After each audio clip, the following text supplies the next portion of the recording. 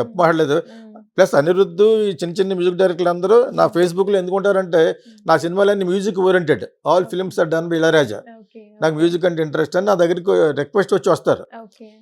అలాగే అడవిడ బండగా ఉంటాడు కూడా ఇప్పుడు తమన్ వాళ్ళందరూ ఉంటారు. నేను అంటే ఏటర్ కటింగ్ ఎయిట్ అని అడుగుతూ ఉంటాను, ఇలా కట్ చేసుకుంటూ వెళ్తూ ఉంటాడు కదా, సరదాగా అంటాను కుర్రోళ్ళు కదా అని. అలాగే అనిరుద్ధిని కూడా ఫస్ట్లో ఇలాగ అనివ్వండి. అదేదో ఒక శుచి లీక్స్ అని వచ్చింది ఒకప్పుడు, దాంట్లో వీళ్ళందరూ ఉన్నారని పేరు అన్నాను.